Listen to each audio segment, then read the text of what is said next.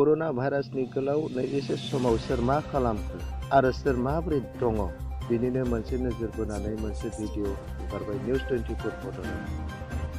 गोबां जायगायाव फारसेथिं कर'नानि गिनाय आरो फारसेथिं उदैनि रसा नांगौ। এইটো সময়ত 21 দিন বন্ধ পালে আপোনালোকে লকডাউনৰ কাৰণে। তাৰপিছত লকডাউনৰ সন্দৰ্ভত আপোনালোকে যেহেতু কৰ্মী গাঁৱৰ মানুহ হিচাপে আপোনালোকে সেই 21 দিনটো কেনেকুৱা পাৰ কৰালে?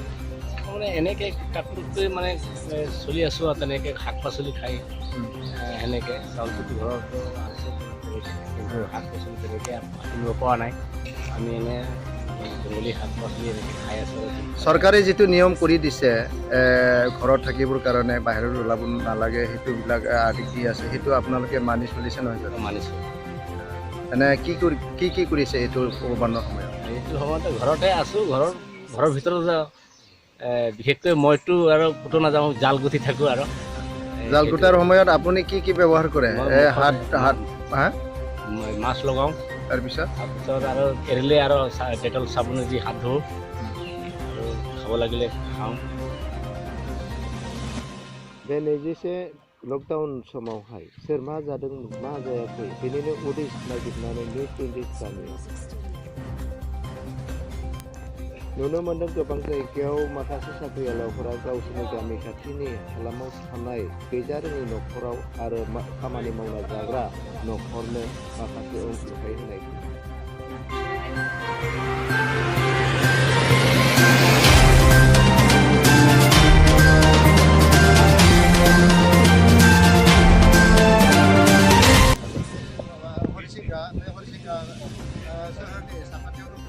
आरो बेयावहाय माखासे साख्रिया आवलाफ्रा गासै 45 सा साख्रिया आवलाफ्रा बिथांमोना जायफोरा खामानि मावनानै जाग्रा हाजिरा मावनानै जाग्रा खामानि मावनानै जाग्रा बिथांमोननो माइरं राननो जाग्रा बेसाद रानदों। दा बेयावहाय नुनो मोन्दों केमेरामेन बिथांखौ खावलायदों जायफोरा माने बेयाव जाग्रा मुवा लांदों बिथांमोनखौ गिबियैनो सेनिटाइज खालामदों, सेनिटाइजार खालामनानै बिथांमोना मुवाफोरखौ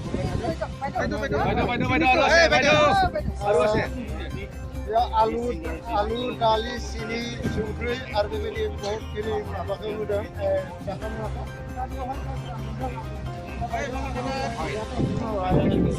सरकारि চাকৰিয়ালবিলাকে আপোনালোকক আপুনি পাই পালে কেনেকৈ কি পালে?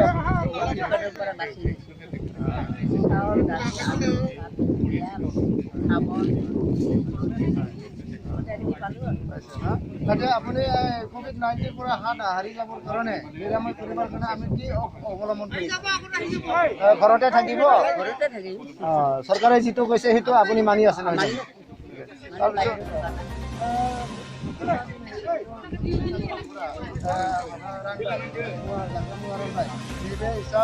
सम बन्द न'निफ्राय ओंखारनो हाया, खामानि मावनो हाया, बे समाव बिथांमोना जिथु माबा जाग्रा मुवा राननाय बेयाव मोननानै बेसेबां गोजोनदों? जोबोद गोजोनदों जोंबो गोबां खस्थ'आव दंमोन ना, दा जों बेसांखिनि मोननानैबो जों मोजां मोनदों आरो। ओमफ्राय दायो COVID-19 निफ्राय बा कर'नानिफ्राय बासिनो थाखाय नोंथांमोना मा राहा लागोन?